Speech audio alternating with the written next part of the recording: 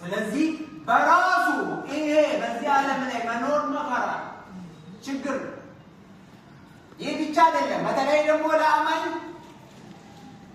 የእግዚአብሔርን ስርዓት ስለመማርም ቅጣት አለ። ዲሲፕሊን ወታደራዊ ትምህርት እንደማለት ዳዊት ስለዚህ ነው ስርዓትህን ማር ዘንድ ያስጨነቀኝ ይላል ተጨንቆ። ስለዚህ አማኝ በዚህ ምድር ሲኖር ከሚያለቅስበት አንዱ ስርዓት ሲማር ነው። ዕብራውያን 12 ላይ ሄዳችሁ ስትመለከቱ እግዚአብሔር ይቀጣችኋል ይላል። ለምን? ዲቃላ ስላለ። ዲቃላ አባት ስለሌለው አባቱ ስለማይታወቅ ማንም ልጁን አሰራ።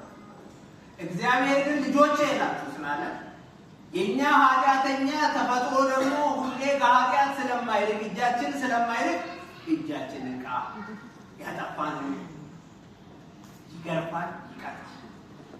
በዚህ ህይወት ውስጥ እያለፋችሁ ያላችሁ እግዚአብሔርን አመስግኑ። እንደ ልጆች ስለተቀበላችሁ ይቀራችሁ። ሌላም በእምነታችን እምነታችን ራሱ በክርስቶስ መሆናችን በእውነት በክርስቶስ ኢየሱስ እግዚአብሔርን እየመሰሉ የሚኖሩ ሁሉ ይህ የወርቅ ቀለበት ለዚህ ጋብቻ የሚታይ ውጫዊ ምልክት ነው።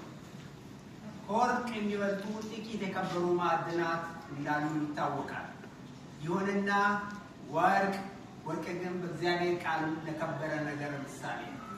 ስለዚህ ይህ ቀለበት ሁለት ነገሮችን ይወክላል።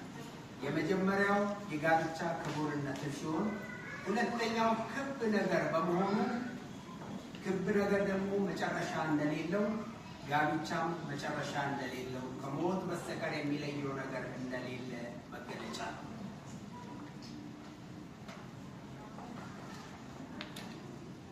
ወንድም ዮናስ ይህን ቀለበት በእህታችን ነፃነት የቀለበት ጣት ላይ በማድረግ እኔ የምልህን ቃል ደግመህ ትላለህ። ቀለበት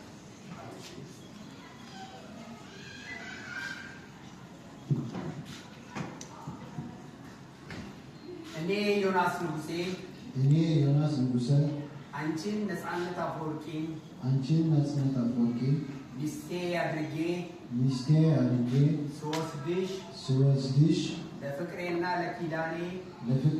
ለኪዳኔ ምልክት ሊሆን ዘንድ ይህንን ቀለበት በአብ በወልድ በመንፈስ ቅዱስ ስም እሰጥሻለሁ።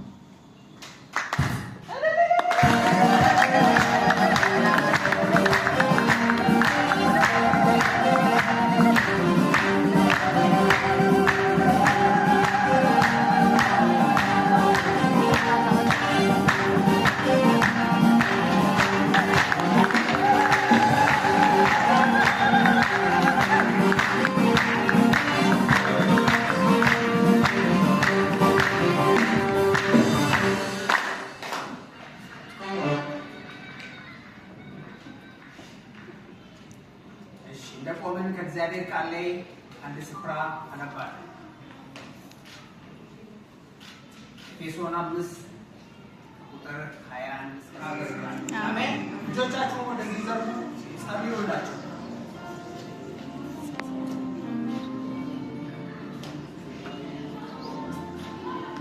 በዘመናቸው ሊሆን የትምህርት ነገር ተናገረ። እግዚአብሔር ያፋችሁ ቃል ያደርጋል።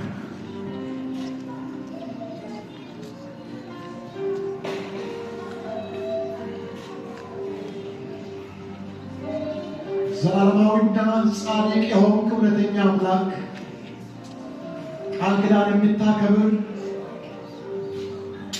በሰዎች ሕይወት ውስጥ መልካም ነገር በማድረግ የምትታወቅ አምላክ እንደ ቃል የሆነውን በረከት በዚህ ቤተሰብ እንድታደርግ በአንደበቶቻቸው ላይ የተናገረውን ቃል እንድታጸና እጆቻችንን ዘርግተን እንደ ቤተ ክርስቲያን በዘመናቸው ላይ ታላቁን ስምህን እንጠራለን። የክብር ንጉሥ የእግዚአብሔር ልጅ ኢየሱስ የቤታቸው ራስ እንድትሆን እንጸልያለን። የክብር መንፈስ ቅዱስ በቤታቸው እንድትነግስ እንጸልያለን። እግዚአብሔር አብ በመካከላቸው በዘመናቸው ሁል ጊዜ ሶስተኛ ሆነ እንድትገኝላቸው እንጸልያለን። በዚህ ሰዓት በዚህ ስፍራ ላይ የገቡትን ፊርማ ለተለያየ ጉዳይ የሚጠቀም ስለሆነ ዛሬ አሁንም በዚህ ጉባኤ ፊርማቸው የጋብቻቸውን ኪዳን እንደገና በመፈረም እንትን ይላል። ይህም በምስራቅ ደን ሁሉ እዚህ ያላችሁ የቤተ ክርስቲያን መሪዎች ይህም ብለዋል ማመስገን ይፈልጋሉ። በህይወቴ እንደዚህ ሆኜ በወጣ ገባም ቢሆን